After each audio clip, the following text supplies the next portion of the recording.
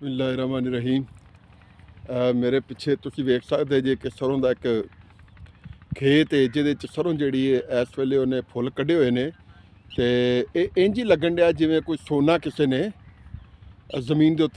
ਲਓ ਜੀ, ਅਸੀਂ ਜਰਾ ਕਰੀਬ ਤੋਂ ਵੀ ਜਰਾ ਸਰੋਂ ਦੇ ਫੁੱਲਾਂ ਨੂੰ ਵੇਖ ਲਈਏ ਕਿ ਇਹ ਕਿੰਜ ਦਾ ਤੇ ਕਿੰਜ ਲੱਗਦਾ, ਤੇ ਮੇਰਾ ਖਿਆਲ ਹੈ ਵੀ ਹੈ ਤੇ ਕਮਾਲ ਹੋਇਆ ਪਿਆ। ਇਹ ਸੁਭਾਨ ਤੇਰੀ ਕੁਦਰਤ ਵਾਲੀ ਗੱਲ ਹੈਗੀ ਏ। ਔਰ ਇਹ ਪਿੰਡ ਜਿਹੜੇ ਨੇ ਸਾਡੇ ਸਲਾਮਤ ਰਹਿਣ ਪਰ ਲੱਗਦਾ ਨਹੀਂ ਗਾ, ਕਿਉਂਕਿ ਜਿਹੜੇ ਵਪਾਰੀ ਨੇ ਉਹਨਾਂ ਨੇ ਹੁਣ ਇਹਨਾਂ ਜ਼ਰਈ ਤੇ ਜ਼ਰਖੇਜ਼ ਜ਼ਮੀਨਾਂ ਵੱਲ ਰੁਖ ਕਰ ਲਿਆ ਹੈ। ਪਰ ਅਸੀਂ ਰੱਬ ਸੁਣੇ ਅੱਗੇ ਦੁਆ ਹੀ ਕਰ ਸਕਨੇ ਆ। ਇਹ ਵੀ ਇੱਕ ਜੀ ਕੋਈ ਜੜੀ ਬੂਟੀ ਜੀ। ਅੱਛਾ, ਇਹ ਤਾਂ ਹੈ ਤਾਂ ਜੜੀ ਬੂਟੀ ਹੈ, ਪਰ ਹੈ ਬੜੀ ਗੰਦੀ ਜੀ ਹੈ। ਅੱਲਾਹ ਜੀ ਜਰਾ ਕਰੀਬੋਂ ਜਰਾ ਹੈ ਵਾਹ ਵਾਹ। ਇਹ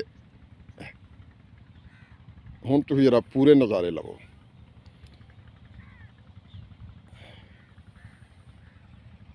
इन्हीं बड़ा प्यारा जाए, क्या बात है। अल्लाह पाक सलामत रखे जी। तुसी इन्हां नूं गौर ना वेखो ते करीबों जरा हो के होर वेखिए कि ये कितना खूबसूरत जिहड़ा मंजर है, कितना प्यारा है, सुंदर है, कितना हसीन है। जिन्नी भी तारीफ करिए उन्नी घट ही है।